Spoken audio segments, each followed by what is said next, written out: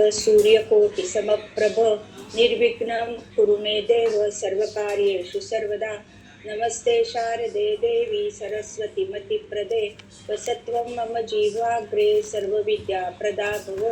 ब्रह्मा मुरारी त्रिपुरान्तकारी भानुशशि भूमिसुतो बुधश्च गुरु शुक्र शनि राहु केतवः सर्वे ग्रहा शांतिकरा भवन्तु।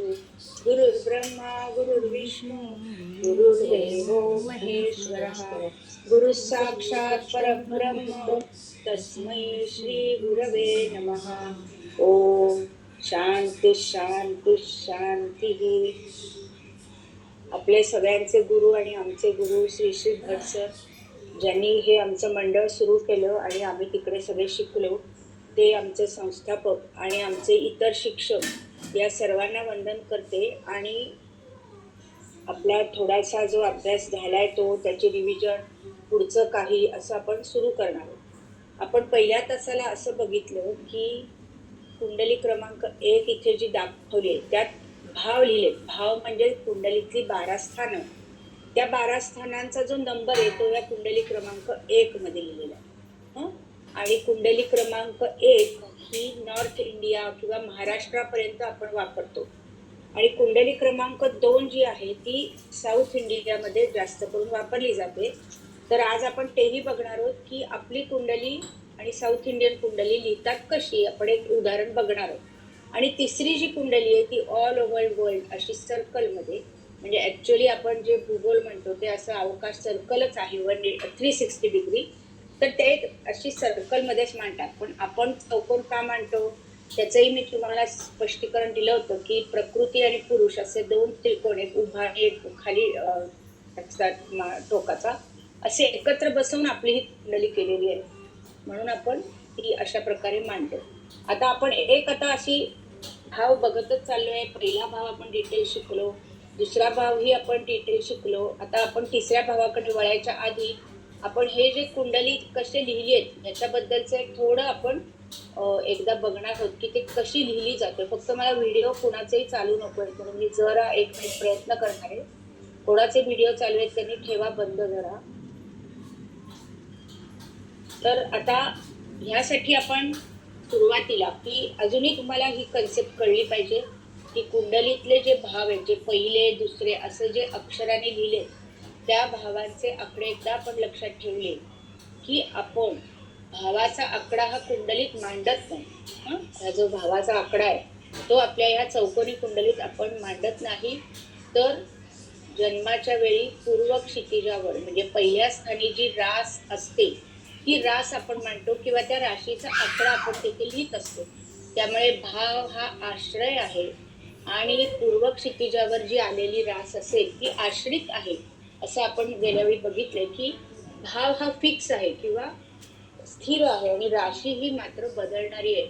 माझ्या जन्माच्या वेळी वेगळी, तुमच्या जन्माच्या वेळी वेगळी, म्हणजे 24 तासात 12 राशी या पूर्व क्षितिजावरून जाणार आहेत। म्हणजेच एक रास साधारण 2 तास ही पूर्व क्षितिजावर राहणार आहे, एवढं आपल्याला फक्त लक्षात ठेवायचं आहे। त्यामुळे आपल्या जन्माच्या वेळी कोणते 2 तास आहेत ते पंचांगात बघून आपल्याला ती रास पहिल्या स्थानी मांडायची।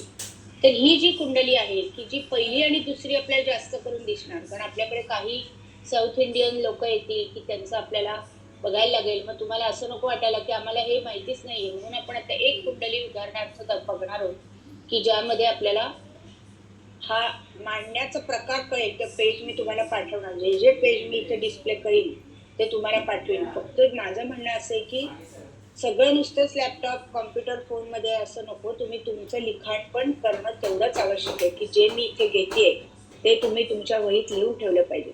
आता आपण जी चौकोनी कुंडली आहे ती आणि साऊथ इंडियन कुंडली फक्त एवढंच बघण्यासाठी आज आपण एक 5 मिनिटं घालवणार आहोत। ही जी पहिली कुंडली आहे ही डेफिनेटली इंग्रजीत आहे, पण त्याची पण आपल्याला सवय पाहिजे, म्हणून आपण ही इंग्रजी कुंडली जी रेडी आहे, जी ऑनलाईन तुम्हाला कुठलेही मिळणार, नरेंद्र मोदी आपले पंतप्रधान ह्यांची ती कुंडली आहे, त्यामुळे पण आज मी ही कुंडली घेतली। तसंच पहिला भाव आपण ज्याला खूप महत्त्व दिलं की हे जो पहिला शंकरपणा किंवा पुठ्ठामधला जो चौकोन आहे पहिला, जरी इथे 8 आकडा आहे तरी लक्षात घ्या तो पहिला भाव असतो। इथे 8 आकडा आहे तो भाव पहिला आहे। 8 आकडा का आला तर नरेंद्र मोदींचा जन्म झाला. कुठे झाला इथे लिहिलेलं आहे बघा चौकोनात. काय लिहिलं? Narendra Modi September 1750, time zone 5:30. तुम्हाला माहिती आहे की आपण त्याच्यापेक्षा लॅटिट्यूडनी 5.5 तास पुढे आहोत. त्यामुळे आपले 5.5 तासाचा टाइम झोन आहे भारताचा. लॅटिट्यूड लॉंगिट्यूड त्यांनी दिलेली आहे, ते भारतातलंच ठिकाण आहे, बहुतेक गुजरात असणार आहे. तर असं आपल्याला कळतं की यांचा जन्म कुठे, यांचं जन्मगाव काय, त्याचं लॅटिट्यूड लॉंगिट्यूडच, एवढं डिटेल आपण बघणार. मग त्यावेळी त्यांचा जेव्हा जन्म झाला तेव्हा पूर्व क्षितिज म्हणजे हा जो पहिला चौकोन आहे शंकरपाळा, तिथे कोणती रास आली होती तर 8वी रास येत होती. म्हणून 8 आकडा तिकडे येणार. आपण गणिताने ते काढू शकतो. रेडी पण आपल्याकडे सॉफ्टवेअरला मिळेल. आपण रेडी वापरायच्या मागे नाही पडणार, आपण प्रयत्न करणार की आपल्याला पण शोधता यायला पाहिजे. तर ही नरेंद्र मोदींची म्हणून आपण कुंडली घेतली की पूर्व क्षितिजावर त्यांच्या जन्माच्या वेळी 8वा आकडा म्हणजे वृश्चिक रास उदित होती. हीच कुंडली जेव्हा साऊथ इंडियन मध्ये लिहायची ती कशी लिहिली बघा. आता इथे काही आकडे मी स्वतः लिहिले की जे तुम्हाला कळावे म्हणून. हा जो एक आकडा आहे तो मी लिहिलाय, यांच्या कुंडलीत तो नसतो. यांची कुंडली लिहिण्याची पद्धत थोडी वेगळी आहे. आपण जसे भाव निश्चित ठेवलेले आहेत तसे यांनी राशी निश्चित ठेवले. हे बघा मी इथे एक आकडा मांडलाय, तिथून सुरुवात करायची, उजवीकडे यायचं 1 2 3, मग खाली यायचं, असं करत करत मी इकडे 8 आकडा त्यांचा लिहिलाय बघा. की तिथे परत जसं इथे मार्स आणि मून दाखवलाय तसं इथे आकड्यात काय दाखवलंय 8व्या मून आहे, मार्स आणि ऍसेंडंट. ऍसेंडंट म्हणजे लग्न शब्द वापरलाय.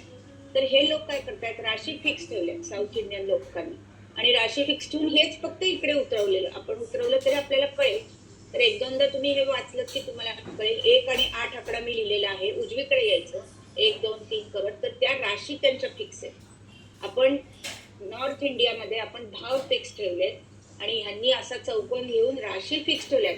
आणि जिथे लग्न येतं म्हणजे जिथे पूर्व क्षितिजावरची रास येते त्याला असेंडंट शब्द आहे किंवा लग्न शब्द आहे, तो बघा तो इथे ते मांडतात. 8व्या आकड्यात त्यांनी काय लिहिलं, असेंडंट. म्हणजे आपला जन्म जिथे झालाय ती कुंडली ही कुठल्याही पद्धतीने मांडली, जगभरात कुठल्याही पद्धतीने मांडली तरी कुंडली तीच राहणार आहे. फक्त त्याचं इंटरप्रिटेशन किंवा मांडणी ही वेगवेगळी. मग आपल्याला कन्फ्युज व्हायचं कारण नाही. 8शी चौकोनी कुंडली आपल्या समोर आली साऊथ इंडियन, तरी लक्षात ठेवा की ह्याच्यात राशी फिक्स आहे. की पहिला आकडा तिथे जो आहे तिथे नेहमी पहिल्या राशीचंच वर्णन असतं. आणि मग उजवीकडे 2 3 4 खाली येते. 8 मोदींची 8वी रास आहे म्हणजे मून म्हणजे चंद्र तिकडे आहे, मंगळ आहे आणि ते असेंडंट म्हणजे लग्न आहे. म्हणून तिन्ही गोष्टी त्यांनी 8व्या आकड्यात दिल्या. आता हा जो 8वा आकडा आहे आणि पहिला आकडा आहे हा मी लिहिलाय तुम्हाला कळावा म्हणून.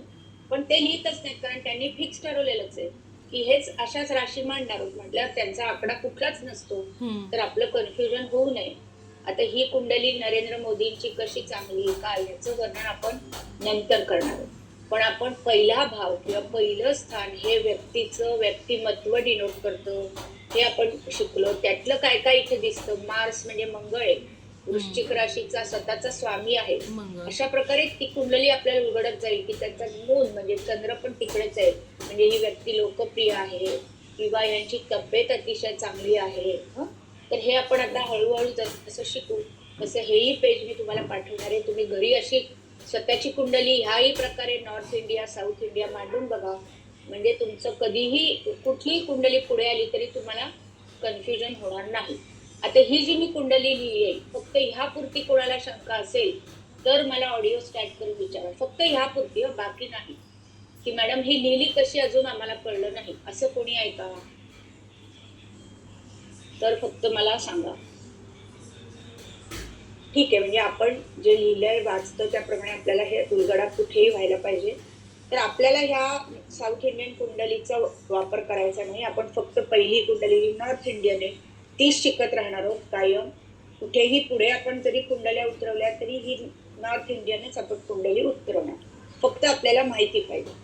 आता ह्यामध्ये ही जी कुंडली ही पण तुम्हाला वहिदा रेहमान हिची मी मुद्दामून घेतलेली आहे. तर आता ह्यामध्ये काय काय होतंय तर लग्न म्हणजे पहिला भाव जो आपण खूप वेळ शिकलो, 1 तास घालवला की लग्न हे काय आहे. लगती तद लग्नम म्हणजे पहिला भाव की इथे जिथे रवी गुरु शुक्र लिहिले हा पहिला भाव आहे. आणि हा पहिला भाव लग्न शब्द वापरतो. का हा शब्द वापरतो तर लगटी तद लग्न म्हणजेच आपल्या जन्माच्या वेळी पूर्व क्षितिजावरती जी 2 तास रास आहे त्यातली कुठली आहे ती लिहायची आहे आणि त्या राशीत ग्रह कुठले आहेत ते लिहायचे. आता रास कुठली हे पंचांग दाखवणार, ग्रह कुठले हे पंचांग दाखवणार. तेवढ्यासाठी आपल्याकडे ह्या वर्षीचं पंचांग. आता एखाद्या बाळाचा जन्म या तारखेला झाला तर त्याचे ग्रह कसे इथे दिलेले बघा. हे सगळं कुठला ग्रह कुठल्या राशीत हे उजव्या पानावर आहे आणि नक्षत्र वगैरे सगळं डाव्या पानावर आहे. हे पंचांग आता आपल्या जन्माच्या वेळेचं आपल्याकडे नाहीये, बरोबर आहे की नाही. पण दात्यांनी 10-10 वर्षाची पंचांग काढून एकत्र पुस्तकाशी छापलेली आहेत. ती आपण घेऊ शकतो, आपण स्वतः त्यात बघून उतरवू शकतो. पण आता एखाद्या बालकाचा जन्म झाला, आता मॅडम तुमचं घेतील तर लगेच पंचांगात बघून पंचांगात ज्या राशीत जो ग्रह आहे तो तो मांडायचा आहे. आणि आपला कुंडलीचा नकाशा हा काय सांगतो की आपल्या जन्माच्या वेळेची आकाशातली स्थिती किंवा आकाशातला नकाशा, प्रत्यक्ष आकाशात हे असं असं आहे.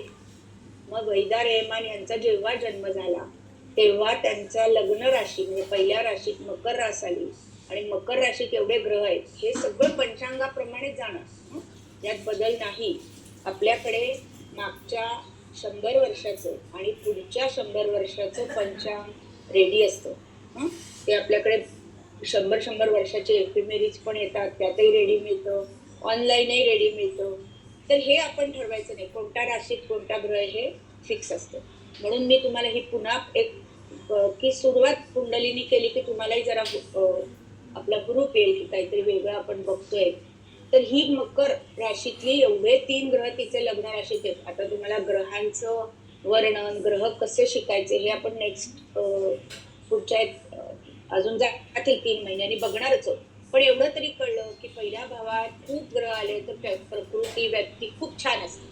आता सुद्धा त्या ऍक्टिव्ह आहेत, त्यांची पर्सनॅलिटी छान आहे. इथे खाली त्यांचं लिहिलंय बघा सगळं. हेही हळूहळू तुम्हाला वाचून कळणार आहे काय लिहिलंय. अभिनय, नृत्य, कला, लग्नी म्हणजे लग्न राशीत रवी शुक्र युती, शुक्र हा कलेचा कारक. अशा प्रकारे आपल्याला एक एक पत्रिका उलगडत जाणार आहे. जसं आपण दुसराही भाव शिकलो की दुसऱ्या भावातनं काय पाहतो, पहिल्या भावातनं आपण व्यक्तीचा जन्म कसा कुठे हे बघतो आणि दुसऱ्या भावात आपण काय बघतो, इथे 11वी रास आहे कुंभ रास. या दुसऱ्या भावातनं आपण काय बघतो की आपण ज्या कुटुंबात जन्म घेतला ते कुटुंब कसं आहे. म्हणजे ह्या भावाला काय शब्द आहे कुटुंबस्थान. अजून एक या भावाला काय शब्द आहे धनस्थान, दुसऱ्या भाव. तर धनस्थिती कळते आपली, कुटुंब कळतं आपलं किंवा आपली वाणी बोलण्याची पद्धत, आपलं चेहऱ्याचा पूर्ण भाव. कारण आपण काय पाहिलं की ह्या स्थानामधनं 5 ज्ञानेंद्रिय आपल्याला दिसतात. जो दुसरा भाव आहे त्यात वृषभ राशी येते आणि त्या वृषभ राशीमध्ये म्हणजे दुसरा आकडा वृषभ राशीचा, वृषभ राशीमध्ये आपली 5ही ज्ञानेंद्रिय एकवटलेली आहेत. काय काय ज्ञानेंद्रिय आहेत, कान आहेत, डोळे आहेत, जीभ म्हणजे रसनेंद्रिय आहे, त्वचा आहे, नाक आहे, वास घेण्याची क्षमता. ही सगळी एकाच राशीत आहेत किंवा एकाच वृषभ राशीत डिनोट होणाऱ्या दुसऱ्या भावात आहे. तर हे सगळं म्हणजे मी दिसते कशी, माझे डोळे आडवे आहेत का, डोळ्याला चष्मा आहे का, रातांधळे पण आहे का, कानाला कमी ऐकू येते का, असे जे प्रश्न आहेत ते ह्या दुसऱ्या भावातनं पाहिजे. आता ह्यांच्याही कुंडलीत बघा चंद्रासारखा आनंदी ग्रह वृषभ म्हणजे दुसऱ्या भावात आहे. वृषभ नाही म्हणत मी, दुसऱ्या भावात आहे. मग ह्यामुळे काय आहे, या स्वतःचा पैसा बाळगून आहे हे तर आपल्याला कळेल. कुठलाही ग्रह आला त्यात चंद्रासारखा ग्रह आला तर ती व्यक्ती आनंदी आहे, हौशी आहे, स्वतःचे पैसे अडके बाळगून आहे हे कळेल. आता तुम्ही परवा जर बघितलं तर सहज बातमी बघितली, मला वाटतं शिर्डीच्या साईबाबांनी स्वतःची काही नाणी एका भक्त बाई त्यांना दिली आणि त्या नाण्यांचा आता वाद चालला. अशी त्यांनी काहीतरी 9 नाणी दिली, आता त्याची 27 नाणी आहेत. प्रत्येक जण म्हणतात ती खरी नाणी आमच्याकडेच. आता हे असे जर काही पाहायचं असेल तर बघायचं दुसरा भाव आहे की जिथून आपल्याला कौटुंबिक धन विद्या मिळते. म्हणजे त्यांचं ज्यांच्याकडे त्या आजींकडे नाणी होती त्यांचे नातवंड आता काय सांगतात की आमच्याकडे त्या आजींचा सांभाळ झालाय म्हणून आता ती नाणी आमच्याकडेच, आमच्याकडचीच खरी आहे. आता बघा हे विषय कुठे आपल्या ज्योतिषाशी आले ना की बाबा कुठून पाहायचं यांचं हे प्रश्न. तर मग अशा वेळेला आपल्याला हे दुसरा भाव उपयोगी आहे की जिथून आपण कौटुंबिक धन, वारशाने आलेली विद्या किंवा कला हे बघणार. कुटुंबातलं धन, कौटुंबिक विद्या, कौटुंबिक कला, जसं आपण म्हटलं मंगेशकर यांच्याकडे कौटुंबिक कला आहे किंवा आता अंबानी यांच्याकडे कौटुंबिक बिझनेस आहे, असे जे कुटुंबानी परंपरागत आलेले आपल्याकडे गोष्टी असतील त्या दुसऱ्या भावातनं पाहिजे. तसंच आपली स्वतःची बोलण्याची पद्धत किंवा एखाद्याला किती बोलता येतं, एखाद्याला बोलताच येत नाही की काही बोला याचे आहे पण बोलणार नाही, तर शनी राहू सारखे ग्रह आले तर त्या व्यक्तीला स्वतःला एक्सप्रेस करता येत नाही. मग हे आपल्याला शिकायचं, व्यक्तिमत्वामध्ये हा मोठा भाग आपल्याला शिकायचा. किंवा काही वेळा काय होतं, लहान मुलं येतात आहेत पण 5 वर्षाची झाली तरी बोलत नाही. मग बघा त्यांचा दुसऱ्या भावात काय आहे, कुठली रास आहे, कुठल्या राशीचा स्वामी तिथे आलाय का, आणि मग आपल्याला उत्तर शोधता येतं का आपण पाहायचं. आता थोड्या थोड्या पत्रिका मी तुम्हाला पाठवल्या, कळल्या ठीक आहे, नाही कळल्या ठीकच आहे. हे शास्त्र एवढं जटिल आहे की ह्याचा लगेच आपल्याला असा एकदम आवाका कळणार नाही खरे.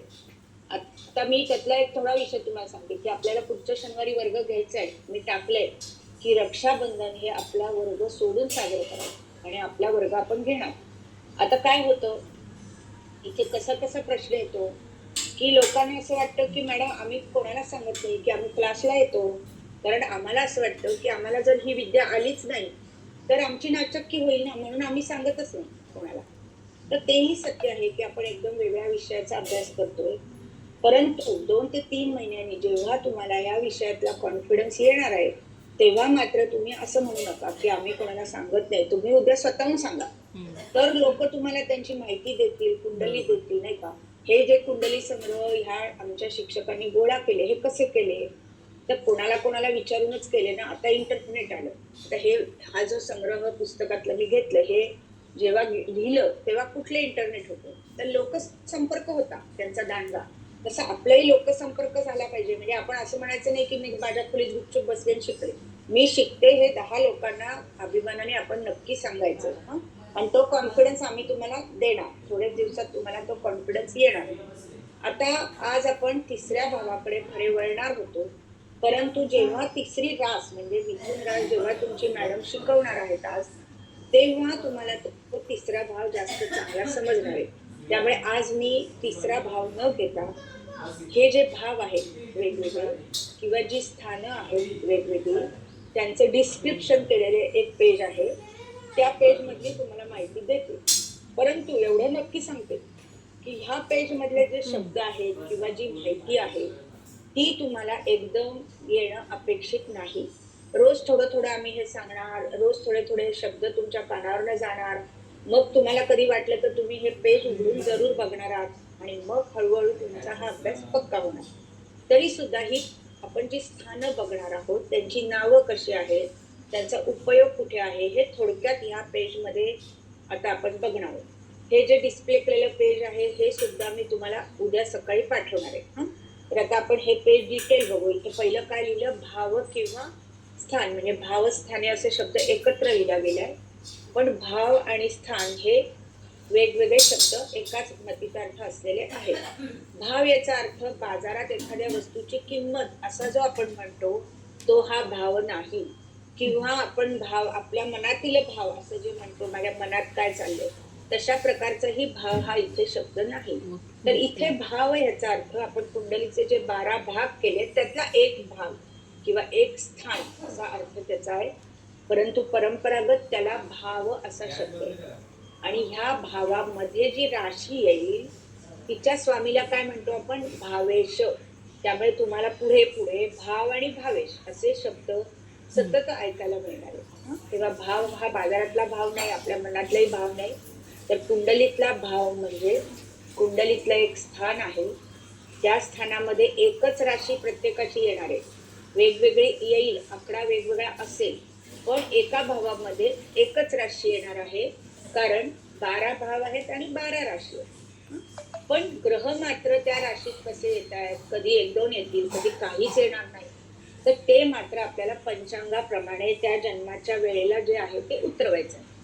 आता इथे भाव किंवा स्थानं कशी कशी आहेत, त्यातली शुभ कोणती अशुभ कोणती हे पाहण्यासाठी हे पेज आहे. आता इथे डायरेक्ट काय दिलंय, पहिली भावस्थानं दिली आहेत, कोण स्थान खाली उत्तर लिहिलंय त्याच्या, आणि आकडा कुठला दाखवला, 5 आणि 9. म्हणजेच 5 आणि 9 ह्या स्थानांना कोण, अर्थात कोपरा आपल्याला माहितीये कोण म्हणजे, त्याला कोणस्थान म्हटलेलं आहे. आणि 5 आणि 9 ही जी कोणस्थानं आहे ही सगळ्यात शुभ आहे. ही आपल्याला आपली उन्नती, पण ती उन्नती कशी, तर नशिबाने घडलेली. मी मोठ्या घरात जन्म घेतला, मग माझं नशीब चांगलं आहे, मग हे 5 आणि 9 स्थान आपल्याला कळेल. तर हे पेज तुम्हाला पाठवलं की ह्याच्या खाली तुम्ही कोणस्थानांच्या लिहून ठेवायला हरकत नाही की हे शुभ स्थान आहे. त्याच्यानंतर या कोणस्थानांमधलं हे वैशिष्ट्य आहे की इथे जे ग्रह आहे ते थोडेसे बिनकष्टाने, पण लक किंवा नशीब आपण जे म्हणतो त्याद्वारे मिळालेल्या गोष्टी दाखवतो. की मी काहीही केलं नाही, माझं नशीब चांगलं, माझा चांगल्या घरात जन्म झाला, माझं नशीब चांगलं, मला चांगले आई वडील मिळाले, असं आपण जे म्हणतोय ते ही स्थानं दाखवणार. कोणस्थान की मी काही करत नाही पण सगळं माझं चांगलं चाललेलं आहे. आता ह्याच्या शेजारचं पाहिजे केंद्रस्थान, असं जे शब्द आहे ते शेजारची कुंडली पाहिजे. तर ती केंद्रस्थाने म्हणजे कोणती, तर ह्या कुंडलीतले मोठे जे मधले 4 चौकोन आहेत त्यांना आपण केंद्र स्थान म्हटलंय. अर्थातच शब्द म्हणजे केंद्र, ह्याच्यावर आपल्याला कळतं की मध्यवर्ती गोष्ट, महत्वाची गोष्ट किंवा जिथून मोठे निर्णय होतील अशी गोष्ट आपल्याला केंद्रातनं ऑर्डर आली वगैरे जसं माहितीये, तशीच ही केंद्रस्थानं आहेत. 1, 4, 7 आणि 10 हे मधले महत्वाचे जे चौकोन आहेत ते चौकोन आपलं कर्तृत्व किंवा मी काय गोष्टी करीन आयुष्यात, माझं कर्म काय ते दाखवतात. म्हणजे जेव्हा आपण कुंडली उघडणार आहोत तेव्हा लक म्हणून कोणस्थानं पाहिली, पण आता मला स्वतःच कसं बघायचं, तर मला आता केंद्रस्थानाकडे लक्ष दे. मग ही केंद्रस्थानं काय दाखवत आहे, ही एक अतिशय पॉवर भरलेली गोष्ट आहे. ह्यामध्ये जेवढे ग्रह येतील त्या ज्या ग्रहाचं काम आहे त्याप्रमाणे तुमची उन्नती होईल. मग तुमची उन्नती कर्माद्वारे होणार. ते कर्म कुठलं, का तुम्ही शिक्षण, एक मिनिट कोणाचं तरी चुकूनच राहिलेला दिसतोय माईक, की तुमचं कर्म कुठलं आहे, की तुम्ही काय प्रकारे पुढे येणारा जीवनात, हे ती केंद्रस्थानं दाखवणार आहे. आणि केंद्रस्थानांचं पण एक वैशिष्ट्य असं आहे की केंद्रस्थानं ही एकापेक्षा पुढचं बलवान आहे. लक्षात घ्या, म्हणजे पहिलं बलवान आहे, त्याच्याही पेक्षा चौथं बलवान आहे, चौथ्यापेक्षा 7वं बलवान आहे आणि 7व्यापेक्षाही 10वं बलवान आहे. पण कोणस्थानांचं मात्र आपण असं म्हणू शकत नाही, ते दोघं इक्वली बलवान असतात. पण केंद्रस्थानं ही एकापेक्षा एक वर चढ आहेत, म्हणून 10वं किंवा 10मं स्थान हे आपलं सगळ्यात वरचढ स्थान आहे, की जिथून आपण नोकरी व्यवसाय असं बघणार आहोत.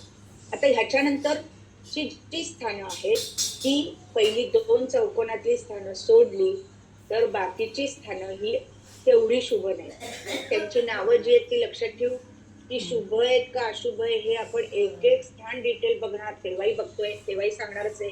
मग ही जी त्रिक स्थान आहेत त्याच्यात बघा कुठले आकडे आले, तर 6वं, 8वं आणि 12वं. त्रिक स्थानं मात्र अशुभ आहेत. त्यांच्यामध्ये काय अशुभत्व दडलंय, त्यांच्यामधले स्वामी काय त्रासदायक आहेत हे आपण ती स्थानं शिकू तेव्हा बघू. पण 6, 8 आणि 12 या स्थानांचं नाव त्रिक स्थान आहे आणि ती अशुभ आहेत, एवढं आपण आता फक्त बघू. त्याच्यानंतर आपण ही स्थानं पाहणार आहोत आपोक्लीम. आता आपोक्लीम हा शब्द तसा संस्कृत आहे आणि मला आता सुद्धा कुठूनही मला त्याचा असा खास अर्थ असा कळला नाही.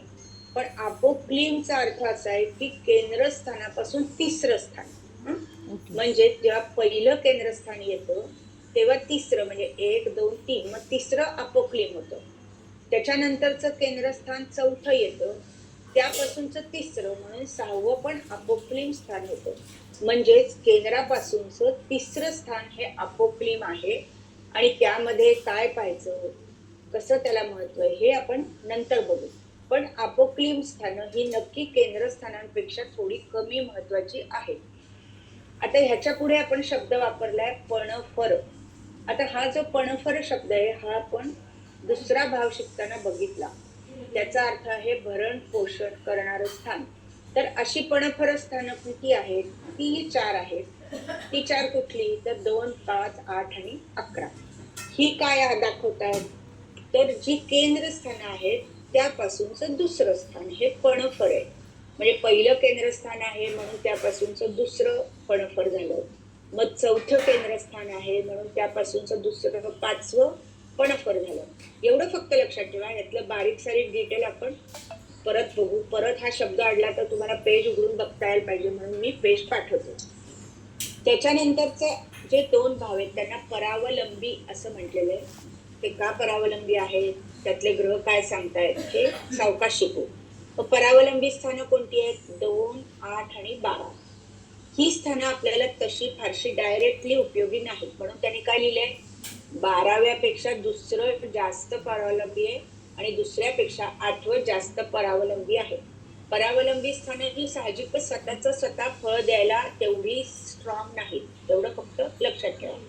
आता ह्याच्यानंतरचे जे स्थान आहे त्याला उपचय किंवा वृद्धी करणं असं नाव आहे. ही स्थानं साधारण व्यवसायाला उपयोगी असतात. म्हणजे ती कुठली स्थानं आहेत? 3, 6, 10, 11. ही जी उपचय स्थानं आहेत, एवढंच आता एक वाक्य सांगते की या उपचय स्थानांना पापग्रह हे अनुकूल ठरतात. मग पापग्रह कोणते, ते कसे अनुकूल, ते आपण नंतर पाहू. पण उपचय स्थानं ही व्यवसायासाठी चांगली आहेत आणि ती पापग्रहांना अनुकूल आहेत. एवढं फक्त लक्षात ठेवा.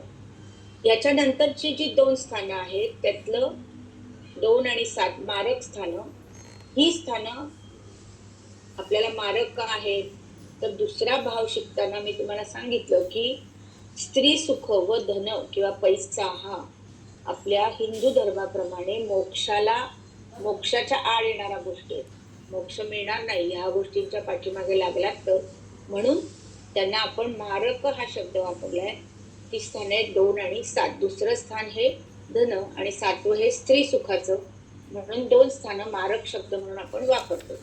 आणि त्याच्या शेजारी फक्त एक छान म्हणून तुम्हाला दाखवले की पहिलं स्थान हे व्यक्तीसाठी कायम शुभ स्थान आहे. एवढ्या प्रकारे आपण कुंडलीतले वेगवेगळे शब्द वापरणार आहोत. ते शब्द ठिकठिकाणी तुम्हाला लिहिलेले आढळतील. शब्द आढळला की लगेच हे पेज उघडायचं आणि तो काय डिनोट करतो ते बघायचं. त्याच्यानंतरही त्यातलं तुम्हाला समजलं नाही तर आम्ही टीचर्स हे 24/7 अवेलेबल आहोत. आता हे खाली काय लिहिलंय? भाव आणि भावेश. जसं मी तुम्हाला सांगितलंय की भावामध्ये जी राशी येते त्या राशीचा स्वामी किंवा रास ज्याच्या मालकीची आहे तो ग्रह, त्याला आपण म्हणतो भावेश. तर ह्या भावा आणि भावेशाला खूप महत्व आहे. म्हणजे जे एक्सपर्ट ज्योतिष आहेत ते कुंडलीचा फीस बघायला जात नाही, तर फक्त भाव आणि भावेशावर ते उत्तर कशी काढतात हे आपण शिकायचं.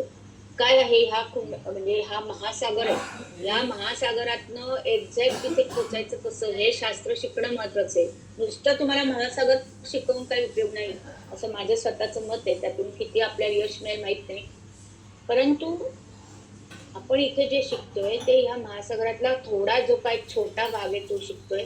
काही गोष्टी अशा असतील की ज्या इथे शिकवल्या जात नाही किंवा शिकवायची गरज नाही म्हणून शिकवल्या नाही किंवा लागतच नाही त्यांची गरज म्हणून शिकवल्या नाहीत. अशा खूपशा गोष्टी असतील की जे इतर लोक शिकवतील, पण आमच्या गुरूंनी जे काय आखून दिलंय म्हणजे माझे वडील आणि आमचे सर, त्यामधली प्रत्येक गोष्ट आम्ही तुम्हाला इथे शिकवणार आहोत. आणि तेवढीच गोष्ट ते स्वतः वापरताना आम्ही पाहिलेलं आहे की जेवढ्याच गोष्टी लागतात शिकायला. तर अशा प्रकारे भाव आणि भावेश, प्रत्येक भाव आणि त्याचा भावेश त्याचं खाली नाव दिलंय की द्वितीयाचा जो स्वामी असेल त्याला धन स्थान आहे म्हणून धनेश म्हणा किंवा कुटुंबेश म्हणा. तृतीयाचा स्वामी जो आहे त्याला तृतीयेश म्हणा. चतुर्थाचा जो स्वामी त्याला चतुर्थेश म्हणा. मग त्यांच्यातनं आपण हे शब्द तयार होत आहेत की तृतीयेश आहे, चतुर्थेश आहे. मग ते शब्द हळूहळू तुम्हाला कळतील. यातले 2% सुद्धा शब्द तुम्हाला आता कळले नाही हरकत नाही. फक्त शब्द आला तर तुम्हाला कुठे जाऊन पाहू म्हणून आपण हे पेज आज शिकलो. परंतु आता आपण नेक्स्ट शनिवारी आपला वर्ग आहे. परत सांगते, रक्षाबंधन हे आपल्या वर्गाच्या वेळेच्या व्यतिरिक्त आपण साजरं करायचंय. आपण जरूर साजरं करायचं, परंतु आपला जो पोर्शन आहे तो ह्या महिन्यांमध्ये एवढा फिक्स बसवलाय की सुट्ट्या वारंवार येणार आहेत. आता हे झालं की नंतर गोकुळाष्टमी आहे, मग परत ती सुट्टी द्यायची का? तर नाही. फक्त मोठा सण आपल्यासाठी दिवाळी आहे, त्या दिवशी जर आली दिवाळी तर आपण सुट्टी घेऊ नक्की. तर आता मी मॅडमना सांगते, नाईक मॅडमना, की तुम्ही आहात का रेडी?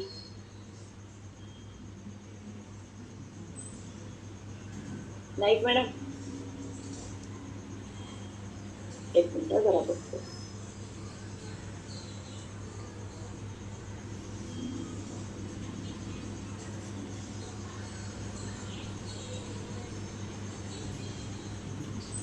का त्यांच्याकडचे लाईट वगैरे गेले?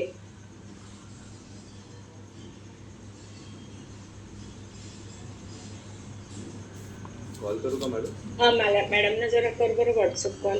मला असं वाटतं लाईट गेलेत का त्यांचे, कळत नाही.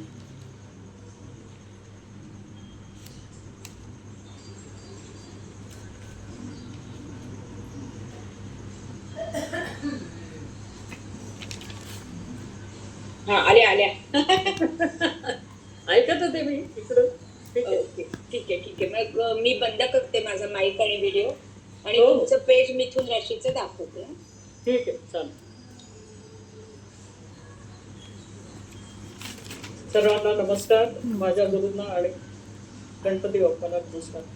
आपण आपला वर्ग सुरू करूया.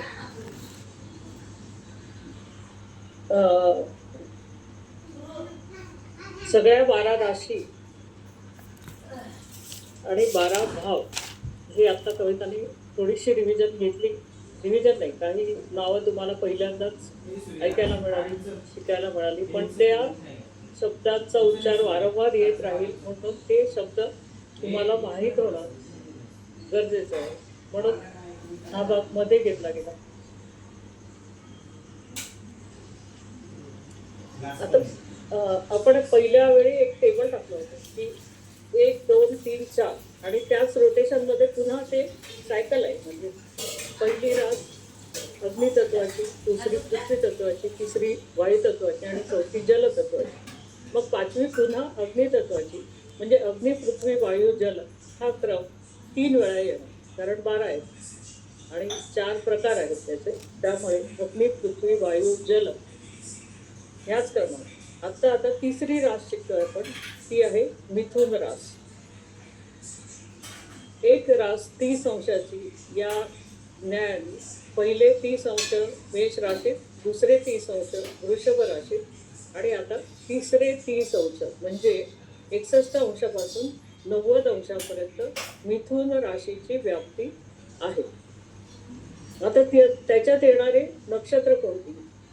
अश्विनी, भरणी, कृत्तिका. कृत्तिकेचा पहिला चरण, कृत्तिकेचे उरलेले 3, त्याच्यानंतर रोहिणी आणि मृगाचे 2, असं मिळून 9 चरण. पुढचे 9 चरण यांनी वृषभ रास म्हणून. आता मृगाचा तिसरा आणि चौथा चरण उरला तर तो मृगाचे 2 म्हणजे तिसरा आणि चौथा चरण ते 2. त्याच्यानंतर येणारं आर्द्रा नक्षत्र, त्याचे 4 चरण म्हणजे झाले 6 आणि मग आपल्याला आणखीन 3 चरणांची गरज आहे. तर आर्द्राच्या पुढे येणारं पुनर्वसू हे नक्षत्राचे पहिले 3 चरण, असं मिळून ही रास तयार होते. मृग नक्षत्राचा तिसरा आणि चौथा चरण, आर्द्रा नक्षत्राचे संपूर्ण 4 चरण आणि पुनर्वसू नक्षत्राचे पहिले 3 चरण मिळून मिथुन राशी तयार होते. त्याचा राशी स्वामी आहे बुध. हे सुरुवातीला लक्षात ठेवायला लागेल. काही टॅब्युलर फॉर्ममध्ये टाकलं आहे, काही ज्योतिष सोबतीमध्ये याचा उल्लेख आहे, किंवा आपण वारंवार त्यांचं रिव्हिजन होतच राहणार आहे प्रत्येकाकडून. त्यामुळे ते मग पुढे जाऊन ते पाठ होईल.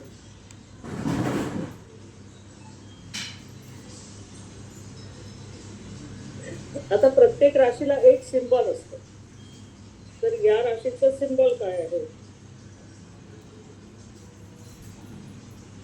पुरुषाच्या हातात गदा आणि स्त्रीच्या हातात विणा, असं हे युगल किंवा कपल असणार, असं त्या राशीचं चिन्ह आहे. आणि पाश्चात्यांमध्ये मात्र जुळी मुलं असं त्याचं चिन्ह वापरलं जातं किंवा सांगितलं जातं. आणि इथे प्रत्येक वेळी 2 आहेत. हो, कन्येमध्ये पण आहे. तर ती कारण ही स्वभाव राशी आहे. मगाशी जे आपण बघितलं की अग्नि, पृथ्वी, वायू, जल, तर पुढचा एक वर्गीकरण जे केलं होतं तर तिथे काय येतं आपल्याला? चर, स्थिर आणि स्वभाव. मेष रास होती चर स्वभावाची, वृषभ रास स्थिर स्वभावाची आणि तिसरी रास मिथुन ही स्वभाव राशी आहे. आता म्हणजे पुन्हा याच क्रमाने चर स्थिर द्वी ही सायकल पण पुढे कंटिन्यू राहते. म्हणून स्वभाव राशीतली ही पहिली रास आहे मिथुन रास. आता याचं आता वर्णन सांगितलं की पुरुषाच्या हातात गदा आणि स्त्रीच्या हातामध्ये वीणा हे तंतुवाद्य आहे आणि पाश्चिमात्यामध्ये यांचं प्रतीक 2 लहान मुलं किंवा जुळी मुलं असं मानलं जातं.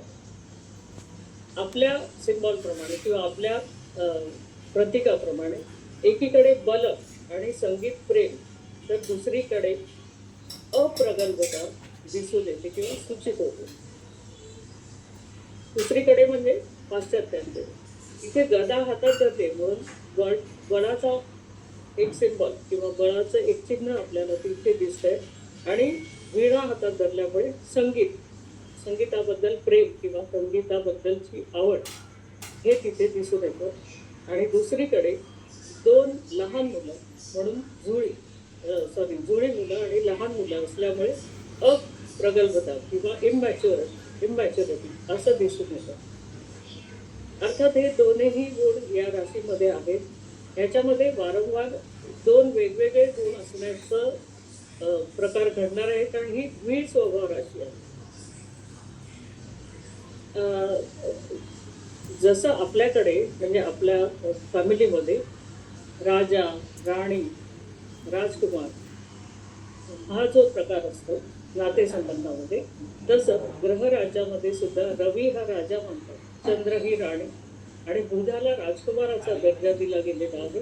त्यामुळे सुद्धा बुध हा लहान मुलगा असं मानण्यात येतं आणि ते काही अंशी खरं पण आहे.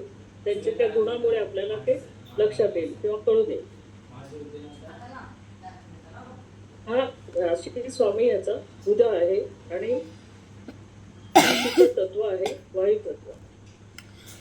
बुध हा बुद्धीचा कारक ग्रह मानला जातो आणि त्याच्यामुळे या राशी व्यक्तींमध्ये कुशाग्र बुद्धिमत्ता, उत्तम स्मरणशक्ती आणि ग्रहणशक्ती म्हणजे ग्रास्पिंग पण आहे त्यांच्याकडे आणि मेमरी पण आहे.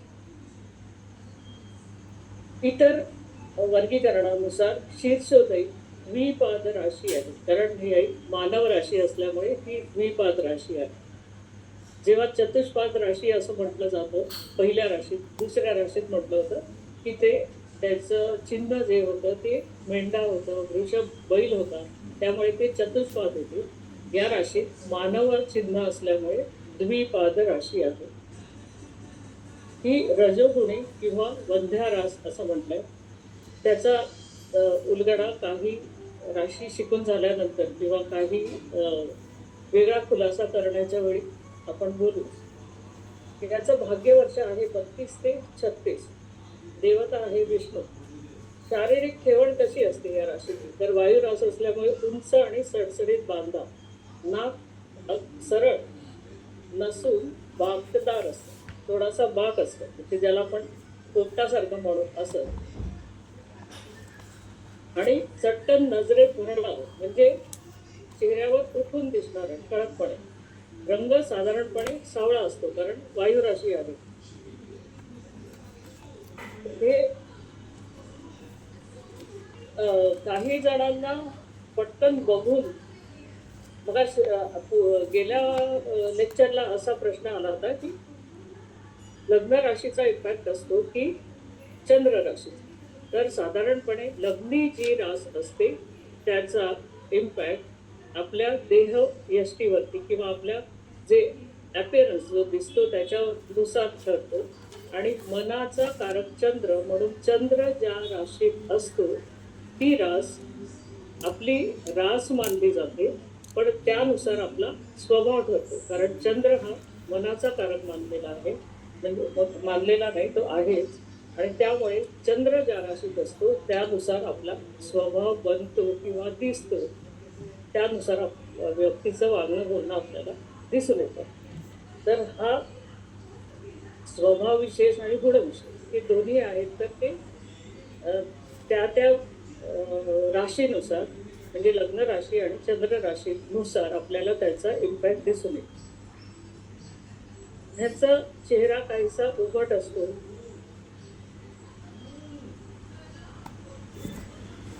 नाक मी म्हटलं तसं थोडं मोठं किंवा चट्टन जाणून येणार आहे. आणि ह्यांचा स्वभाव घसरा आणि बोलका असल्यामुळे त्यांची उपस्थिती चटकन जाणवते. म्हणजे एखाद्या ग्रुपमध्ये मिथून व्यक्ती पटकन ओळखू येते, कारण ते सतत काही ना काहीतरी बोलत असतात, हसत हसत हसत बोलतात. आणि दुसरं म्हणजे बऱ्याच वेळा ते सेंटर ऑफ अट्रॅक्शन असतात. म्हणजे एखाद्या मॉबमध्ये, ग्रुपमध्ये ते चटकन आपल्याकडे दुसऱ्या सगळ्यांचं लक्ष वेधून घेण्याची कला त्यांच्याकडे असते. कारण त्यांच्याकडे जो हजरजबाबीपणा आहे, बोलकेपणा आहे, हसरेपणा आहे, त्यामुळे ते सगळ्यांना हवेसे वाटतात, अशी त्यांची शारीरिक ठेवण किंवा एक स्वभाव धर्म पण आपण म्हणू शकतो. त्याच्यामुळे ते पटकन जाणवते, त्यांची उपस्थिती जाणवते. यांची म्हणजे आता यांचं सौंदर्य कशात असतं, कोणाचं डोळ्यात, कोणाचं केसात, कोणाचं बोलण्यात. तर मिथुन व्यक्तींचं सौंदर्य हे त्यांच्या बुद्धिमत्तेमध्ये असतं. कारण बुद्धीचा कारक ग्रह बुध हा मिथुनेचा राशी स्वामी आहे. बुद्धीची आकर्षकता, प्रसन्न चिकित्सक बोलणं, म्हणजे प्रसन्न बोलणं आहे, पण त्याच्यातला सुद्धा चिकित्सकपणा जो आहे तोही ते नेमकेपणाने दाखवू शकतात. आणि ही लक्षात ठेवण्याजोगी वैशिष्ट्य आहे. जसं म्हटलं की बुध हा लहान किंवा राजकुमार म्हटलंय ग्रहराज्यात, तर त्याचप्रमाणे मिथुन व्यक्ती असलेल्या वयापेक्षा तरुण दिसतात, लहान दिसतात.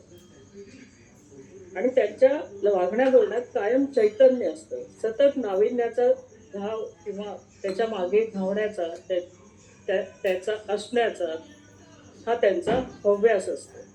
खेळकर आणि बोलणं असतं, त्यामुळे इतरांना ते हवेसे वाटतं. आवाज कमी कर. बुद्धी असल्यामुळे तर्कशास्त्र पण यांचं अतिशय चांगलं असतं. बदल ही एक मानसिक गरज आहे. खरं तर बदल हा एक निसर्गाचा नियम आहे. कुठलीही गोष्ट आज आहे तीच उद्या राहत नाही. इव्हन म्हणजे सूर्याचा उगवण्याचा जो बिंदू आहे तो सुद्धा काल होता तो आज नसतो. 360 दिवसात 360 अंश सूर्य फिरत नसला तरी आपली पृथ्वी फिरते. त्यानुसार आपल्याला जो सूर्याचा उगवणारा बिंदू दिसतो तो सुद्धा सारखा किंवा एकच नसतो. सतत बदल हा निसर्गाचा नियम आहे. आणि हे इनोसंट स्वभाव असलेले हे बुधाचे लोक, त्यामुळे यांच्या बोलण्यामध्ये सुद्धा सतत बदल असतो. खेळकर वृत्ती असते, चौफेर वाचन असतं यांचं. आणि कोणताही ग्रास्पिंग पण मी म्हटलं आणि मेमरी दोन्ही चांगली असल्यामुळे कोणताही विषय आहे ना पटकन समजतो. किंवा चौफेर वाचन असल्यामुळे प्रत्यक्ष समजून घेणं आणि त्यापेक्षा इतरांना समजावून देणं हे त्यांना आवडतं, त्यांना येतं आणि त्यात त्यांना आनंद सुद्धा वाटतो. अशा गोष्टींबाबतची ही खरी प्रतिक्रिया समजून न देता, म्हणजे हे ते दाखवत नाही की मी सांगतो, मला येतं, मी समजावून सांगतो. इनोसंटली ते त्यांचं काम करत असतात. कारण तो त्यांचा स्वभाव असल्यामुळे ते सहजपणे त्यांच्याकडनं घडून येतं. म्हणजे त्याच्यासाठी त्यांना हे सांगावं नाही लागत की मला येतं, मी सांगतो. सहजपणे उत्स्फूर्तपणे ते सांगतात. आजूबाजूला चैतन्य पसरवतात, मुक्तपणे हसवतात आणि म्हणून ते मगाशी म्हटलं तसं सेंटर ऑफ अट्रॅक्शन अशी त्यांची ओळख होते. आणि मग एखाद्या वेळी सगळे 7-8 जण जमले तरी त्यांच्यातली जी उणीव आहे ती व्यक्ती नसण्याची, तर सगळेजण विचारतात, अरे हा नाही आला, तो नाही आला, तो नाही आला. म्हणजे त्यांची उणीव त्यांना भासते. ग्रुपमध्ये असण्याचं चैतन्य त्यांना जाणवतं आणि ते हवं असं वाटतं. म्हणून प्रत्येक मिथुन व्यक्ती आली नाही का अशी विचारणा जी होते ती त्यांच्या या गुणांमुळे. कारण त्यांना नकला करायला चांगलं जमतं, आवडतं. आणि एखादा प्रसंग खुलावून कसा सांगायचा तेही त्यांना चांगलं जमतं. या बाबतीत गमतीची गोष्ट अशी की एकच गोष्ट 2 किंवा 2 पेक्षा जास्ती असाव्यात असं त्यांना वाटतं. इथे पुन्हा द्विस्वभाव राशीचं झलक आपल्याला बघता येते की स्थिर राशी व्यक्ती काय म्हणतात ते नको आहे ते बस आहे. आणि इथे त्यांना जी बदलाची आवड असते वायू राशी असल्यामुळे तर इथे त्यांना आणि द्विस्वभाव आहे त्याच्यामुळे एक नोकरी एक जोडधंदा म्हणजे नोकरी आणि उद्योग व्यवसाय एकाच वेळी 2-3 वाहनं एकाच वेळी 2-3 घरं एकाच वेळी 2-3 प्रकारचे क्लासेस असा हा आणि द्विस्वभाव राशी असल्यामुळे बुधासारखा कुशाग्र बुद्धिमत्ता असलेला हा ग्रह हे सगळं सांभाळण्याची कपॅसिटी त्यांच्यामध्ये असते आणि ते अगदी लिलया किंवा अगदी सहजपणे इझिली ते मॅनेज करू शकतात. त्यामुळे या गोष्टी त्यांना साध्य होतात. अगदी दूरवर दोन प्रत्येक गोष्टी 2 ठेवायची आवड असते. म्हणजे माहित नाही ही हरवली तर ही नादुरुस्त झाली तर मग आयत्या वेळी गडबड नको म्हणून दुसरा एक सेट ठेवणं बरोबर कुठलाही असू दे. म्हणजे जे आपण नेहमी प्रवासामध्ये कॅरी करतो मे बी शेविंग किट असेल स्विंग किट असेल तर त्यांना असं थोडीशी म्हणजे बालिशपणा आहे म्हणून असेल किंवा सिक्युरिटी म्हणून की बुद्धीचा वापर करून न जाणं हे एखादी वस्तू खराब झाली तर दुसरंही असावं म्हणून त्यांच्याकडे साधारणपणे बरेच वेळा प्रत्येक वेळी त्या ज्या वस्तू असतात कॅरी करतात त्या 2-2 असतात. हे माणसांच्या घोडक्यामध्ये बसताना खिदळताना स्वतःकडे आकर्षित करून घेताना ते त्यांचं कसब किंवा स्किल ज्याला आपण म्हणू ते खूप जास्ती आहे आणि त्यामुळे एकाच विषयातील सखोल अभ्यासापेक्षा अनेक विषय त्यांच्याकडून अभ्यासले जातात आणि अनेक विषयांची त्यांना आवड असते माहिती असते जाण असते. पण त्याच्यामुळे काय होतं की चिकाटी कमी पडते या लोकांची. इथे पुन्हा वायुतत्वाचं आधिक्य असल्यामुळे असेल ती चिकाटी कमी पडते पण बुद्धिमत्ता असल्यामुळे हे लोक म्हणजे त्याला इंग्रजीमध्ये कायम जी म्हण बोलली जाते की jack of all trades but master of none. सगळं काही येत आहे पण एका गोष्टीतली मास्टर की मिळवणं यांना यांच्या स्वभावामुळे जमत नाही. कपॅसिटी असते बुद्धिमत्ता असते मेमरी असते आणि ग्रास्पिंग पॉवर पण खूप चांगली असली तरी सुद्धा एखाद्या गोष्टी चिकाटीने जो प्रयत्न करून शेवटपर्यंत तडीला नेणं हा प्रकार ह्यांच्याकडे कमी असतो.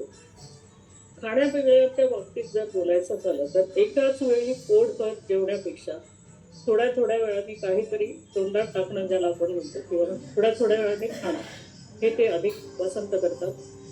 केवळ भूक लागली म्हणून खाण्यापेक्षा कोणाला तरी कंपनी द्यायची म्हणून आत्ता वेळ जात नाही म्हणून किंवा हे समोर दिसलं हे माझ्या आवडीची वस्तू पदार्थ आहे म्हणून असं कुठल्याही कारणाने त्यांना मध्ये मध्ये खायला आवडतं.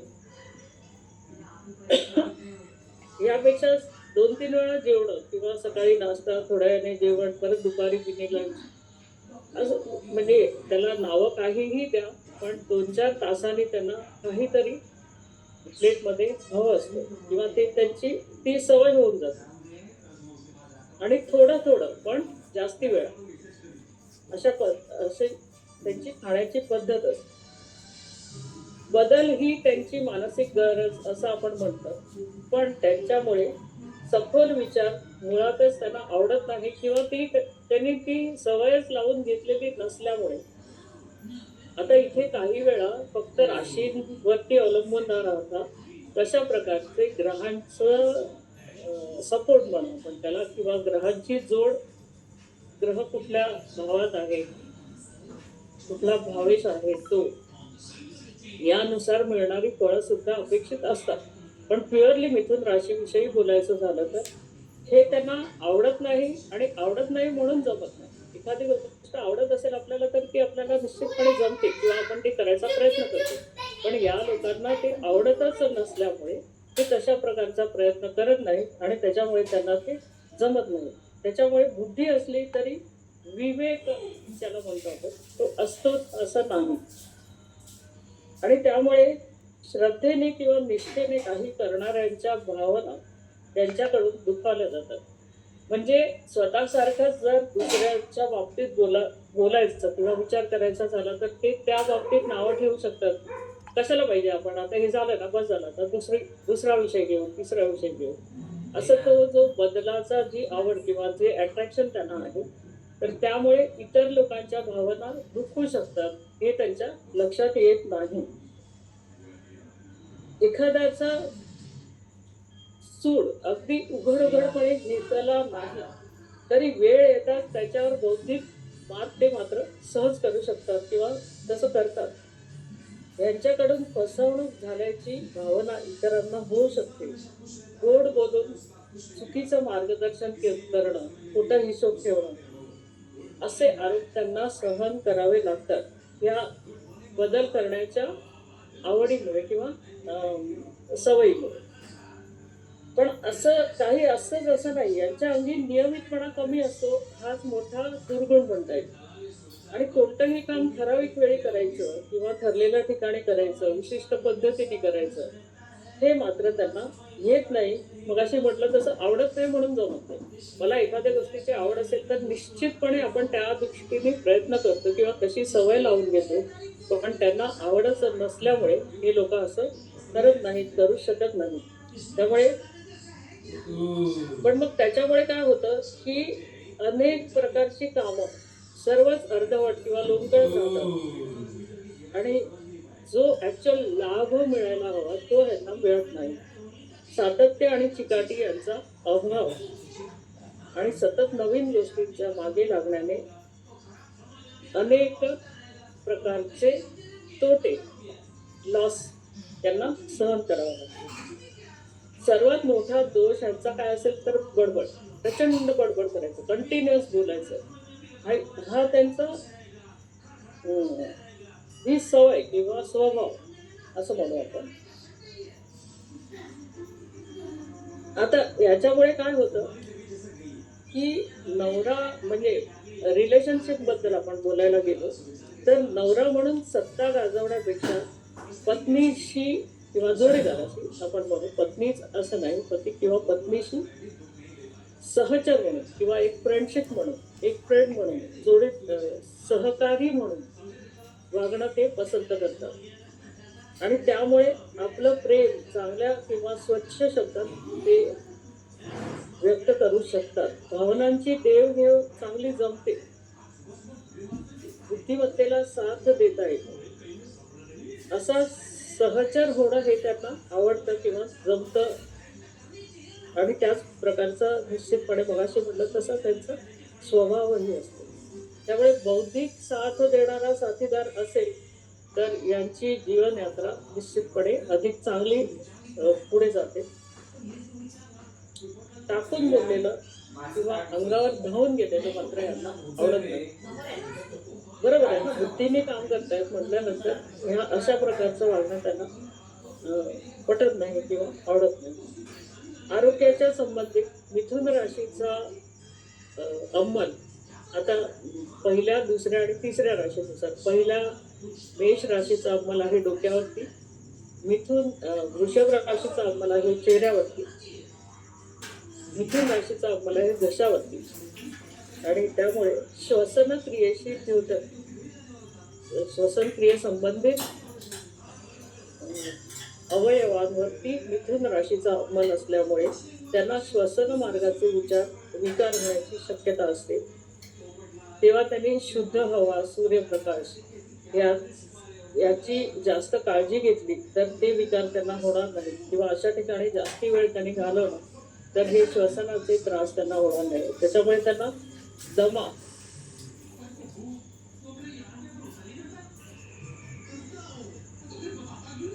मज्जा संस्थेचे विकार, श्वसन विकार, कानावरती पण मिथुन राशीचा अंमल येतो. आता इथे 2 कान आहेत, म्हणजे आपल्याला उजवा कान बघायचा असेल तर मिथुनेकडे आणि डावा कान बघायचा असेल तर 11व्या स्थानामध्ये, 11 स्थानामध्ये दवाखाने केले तरी सुद्धा कानाचे विकार मिथुन राशीमध्ये येऊ शकतात किंवा येतात. आणि फुफ्फुसा संबंधित मगाशी म्हटलं तसंच मानेचे विकार हे महत्वाचे विकार मिथुन राशीला होऊ शकतात.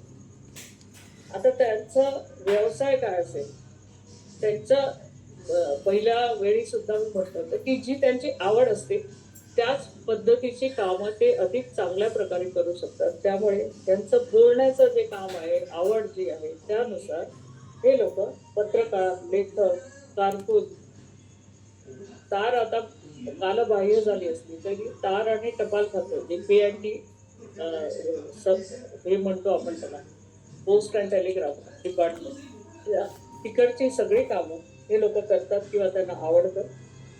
टेलिकम्युनिकेशन, तिसरा भाव हा टेलिकम्युनिकेशनसाठी खूप महत्त्वाचा आहे आणि त्यामुळे त्या प्रकारचं जॉब, बोलण्याचं काम असल्यामुळे वकील, प्रोफेसर,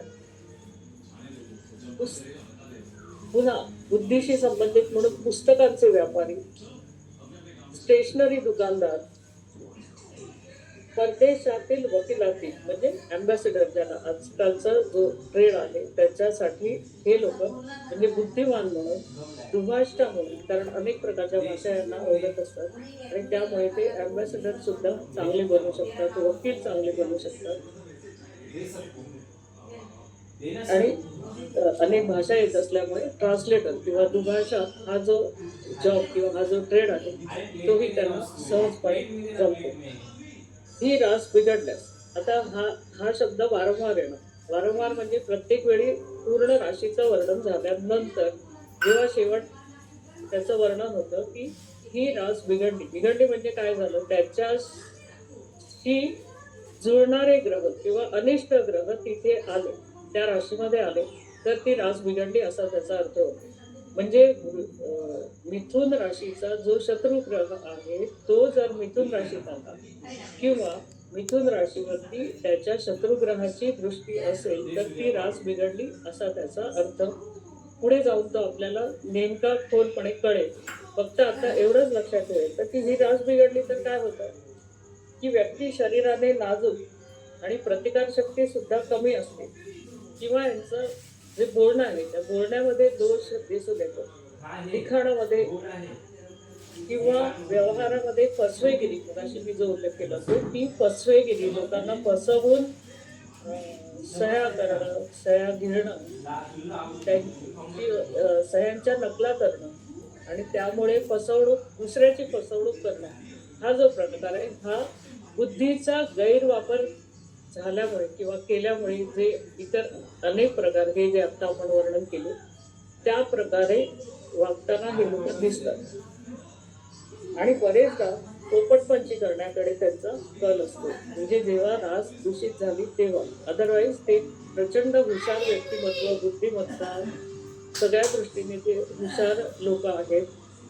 पण रास बिघडली किंवा दूषित झाली तर बोलण्यात दोष, लिखाणात दोष, व्यवहारात फसवेगिरी आणि पोपटपंची करण्याकडे यांचा कल असतो आणि त्यामुळे प्रतिकारशक्ती नाजूक असते आणि शारीरिक क्षमता सुद्धा त्यावेळी त्यांची कमी दिसून येते. म्हणजे आता यांनी कोणती काळजी घेतली पाहिजे तर कच खाऊ वृत्ती, म्हणजे सगळं येतंय पण नको जाऊ दे, सोडून दे, नको जाऊ दे, सोडून दे, आता नको, मग करू, हा जो किंवा निर्णय क्षमता थोडीफार कमी असते यांच्याकडे, जी क्षत्रियाकडे आहे त्यापेक्षा या तिसऱ्या राशीमध्ये मिथुन राशीकडे निर्णय क्षमता ही थोडी कमी असते. म्हणजे कारण पृथ्वी 6 राशी आहे ना, म्हणजे ते विचारतात करू का नको, करू का नको, हे करू का ते करू, त्याच्यामुळे ती एक्झॅक्ट त्यावेळी योग्य वेळी निर्णय घेता येत नाही, म्हणून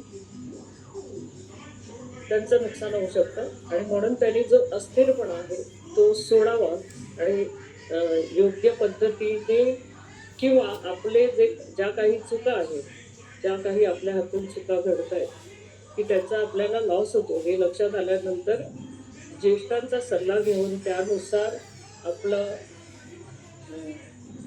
आपलं वागणं असावं किंवा वागणं सुधारावं, त्याच्यात बदल करावा, हे जर त्यांनी केलं तर निश्चितपणे त्यांच्या बुद्धीचा उपयोग त्यांनाच होईल आणि ते पुढे जाऊ शकते योग्य रीतीने किंवा पद्धतीने. ही रास थोडीशी लवकर संपली असं मलाही वाटतंय.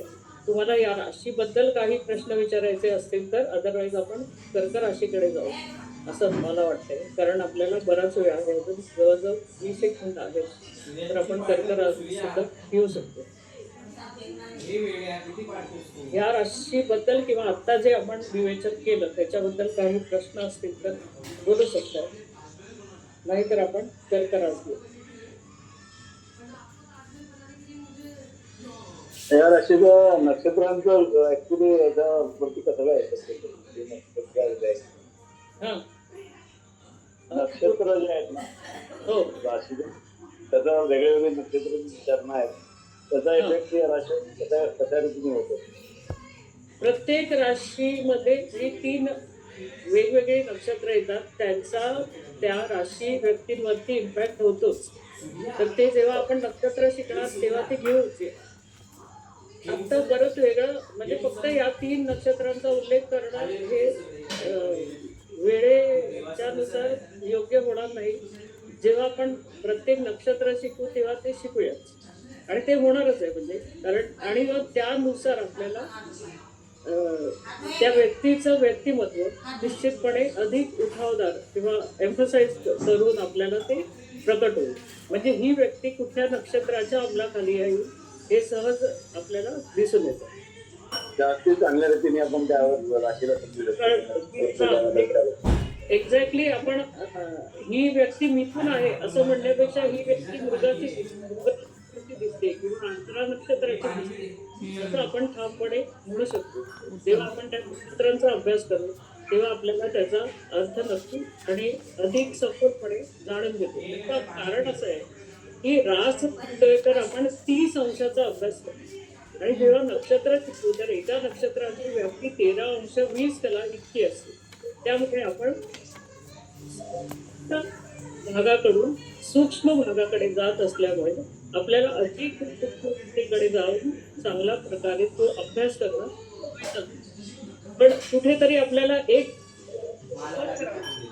त्यामुळे आपण अगदी ढोबळ मानाने सगळ्या गोष्टी शिकतो आणि मग त्याच्यातून आणखीन सूक्ष्माकडे जायचा आपला प्रयत्न असतो आणि तेव्हा तो अभ्यास आपल्याला अधिक चांगल्या रीतीने समजायला मदत होते.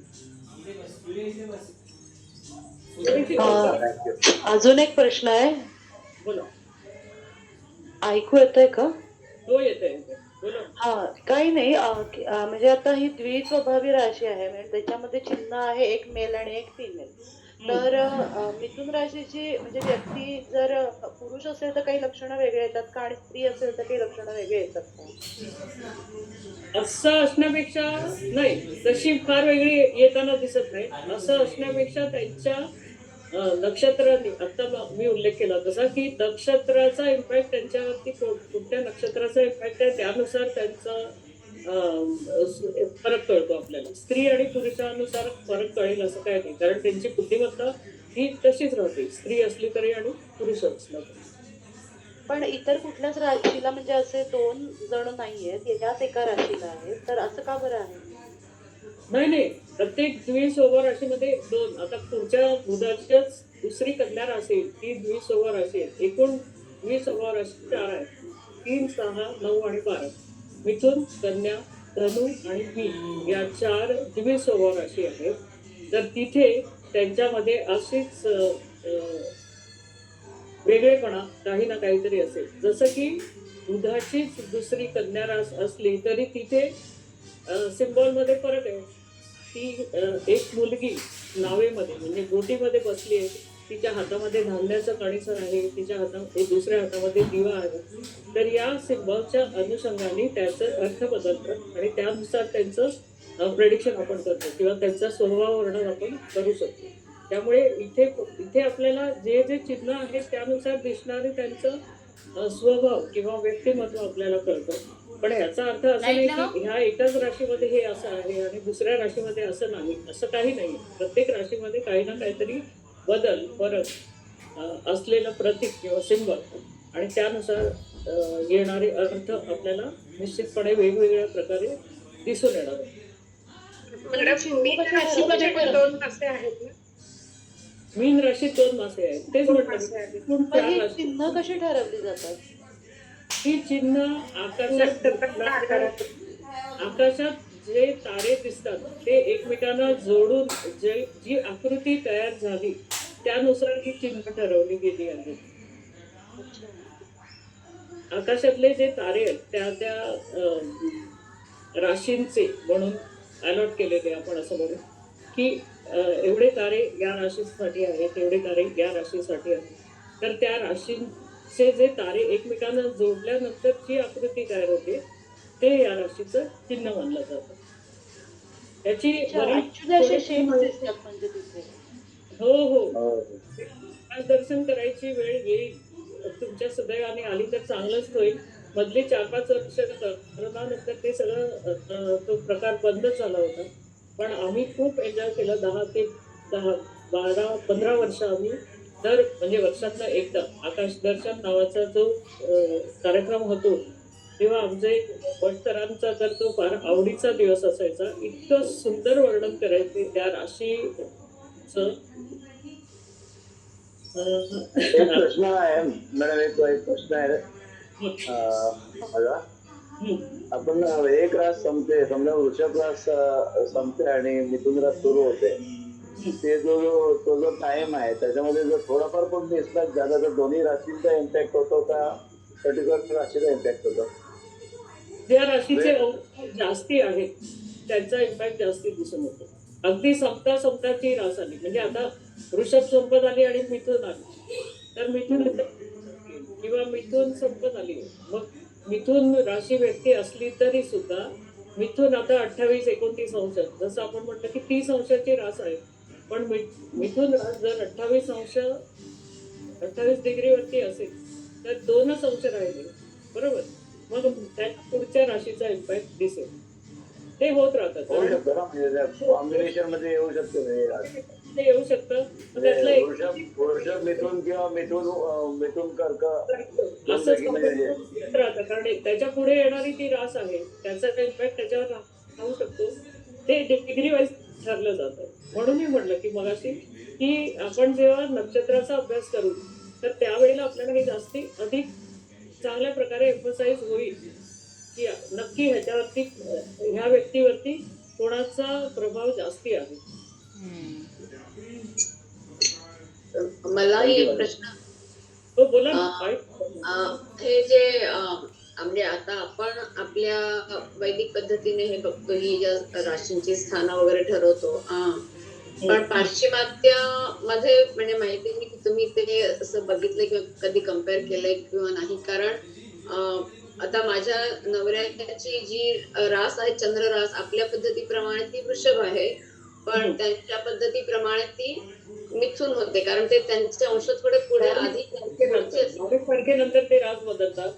त्यांचा 14 ते 22 वगैरे हा जो प्रकार आहे.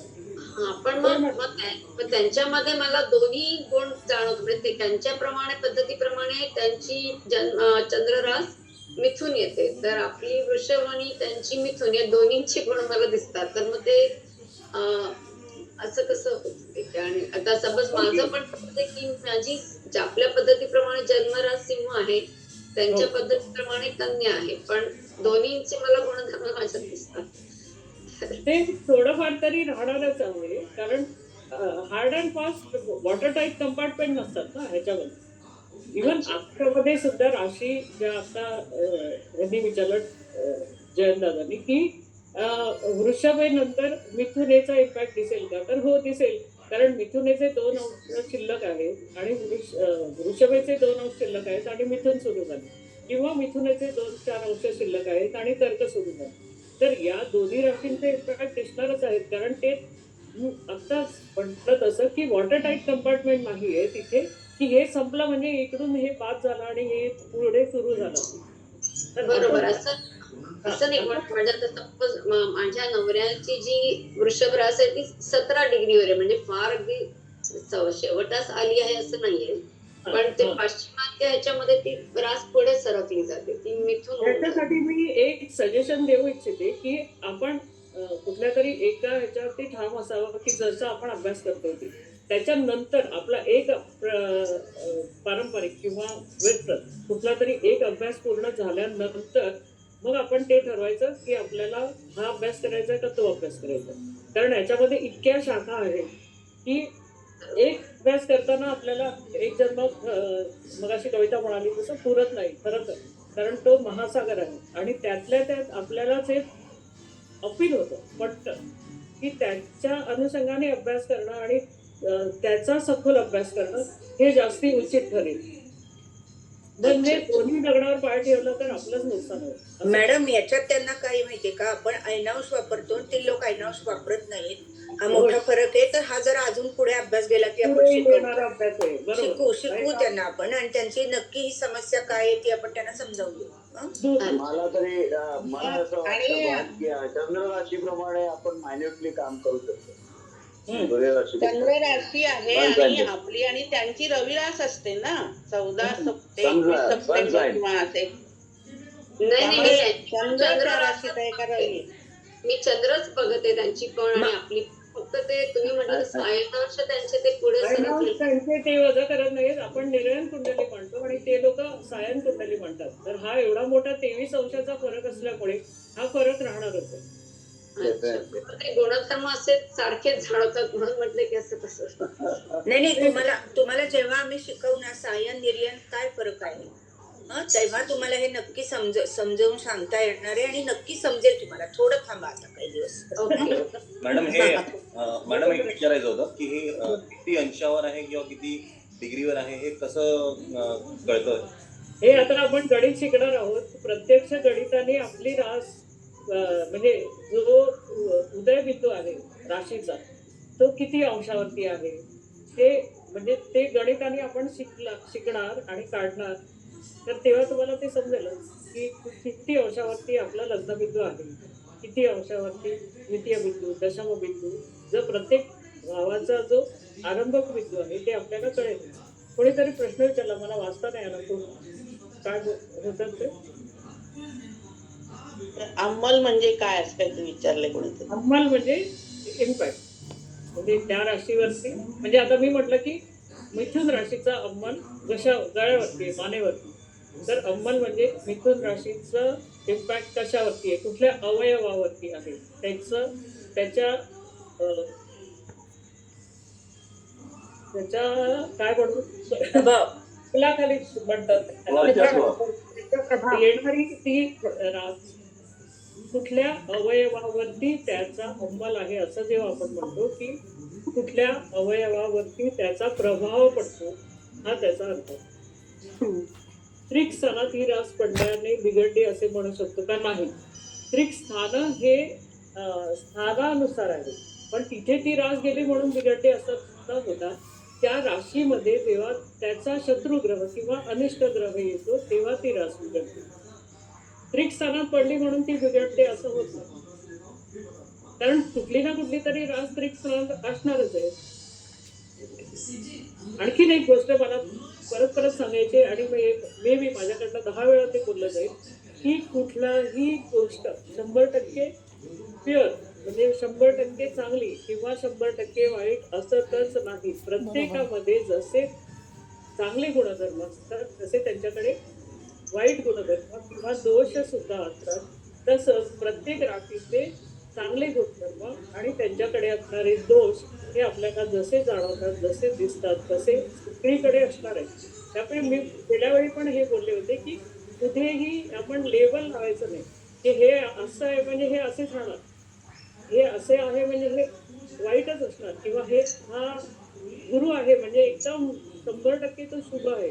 गुरु सुद्धा अशुभ फळ देतो. शनी सुद्धा उलट शनी तर सगळ्यात जास्ती शुभ फळ देतो. असं तुमच्या हे वर्ष संपताना तुमच्या लक्षात येईल की शनी अधिक शुभ फळ देतो गुरुपेक्षा. तो गुरुला आपण म्हणजे मी वाईट कोणालाच म्हणत नाहीये आणि थोडीच कोणाला वाईट म्हणायचं नाहीये. कारण जसे प्रत्येकाकडे चांगले गुणधर्म आहेत तसे त्याच्यामध्ये दोष सुद्धा असणार आहे. जसं माणसांमध्ये तसंच ग्रहांमध्ये तसंच राशींमध्ये. त्यामुळे ती रास संपूर्ण चांगली, एकच रास सगळ्यात चांगली आणि दुसऱ्या राशी वाईट, किंवा दुसरी रास चांगली आणि ही रास वाईट, असं कधीही होऊ शकणार नाही. बरोबर. कधीच. मॅम एक विचारायचं होतं. जसा ग्रहांचा प्रभाव राशीवर पडतो तसा त्या स्थानांचा पण प्रभाव पडतो का? आहे ना, आहे. स्थानागत फलं असतात, म्हणजे प्रत्येक ग्रहाची स्थानागत फलं असतात. म्हणजे हा ग्रह या स्थानात असल्यामुळे काय फळ देईल, हा ग्रह या राशीत असल्यामुळे काय फळ देईल, असे 2 प्रकारे फळं मिळतात. त्याचं कारण असं आहे की ती रास त्या ग्रहाला मित्र रास असेल तर तो निश्चित शुभ फळ देईल, आणि त्या तो ग्रह जर शत्रू राशीत असेल तर निश्चितपणे अशुभ फळ मिळतील. त्या ग्रहाला दोन्हींना गुण असतील म्हणजे त्यांच्या शुभ किंवा अशुभ फळ देण्यानुसार त्याची क्रमवारी ठरते की हा शुभ आहे किंवा हा अशुभ आहे. येते लक्षात? हो हो. मला वाटतं की आता रास काय सुरू होणार नाही, आपण बेंदूर मॅडमला सांगूया वर्गवर.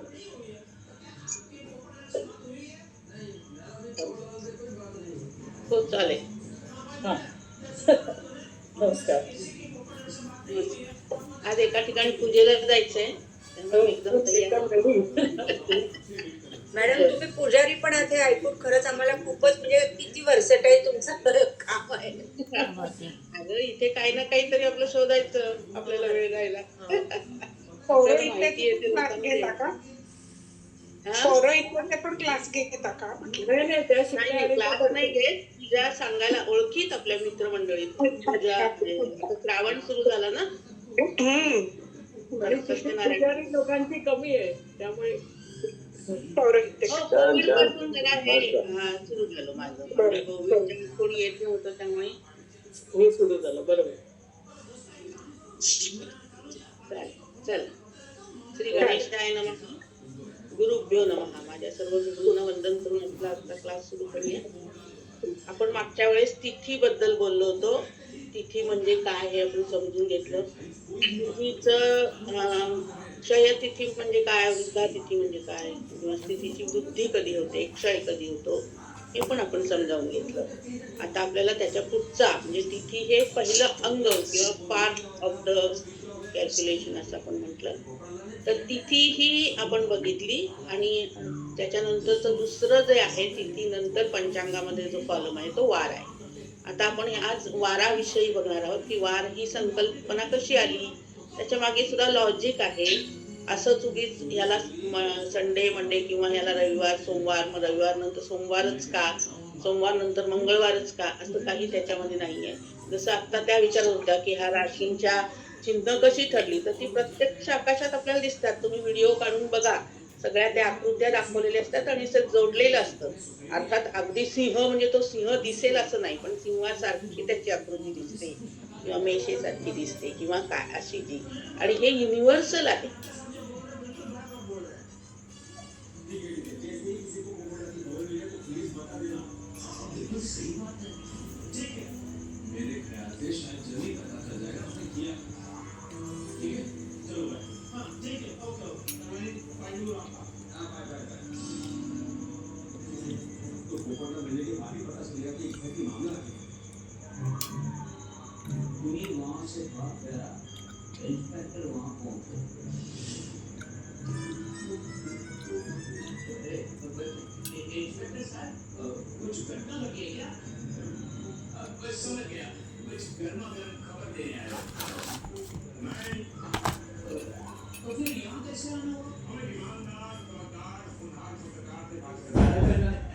नाही, अजून 1 तास बाकी आहे.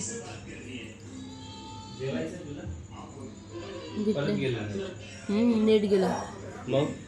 मग काय नेट गेलं ना.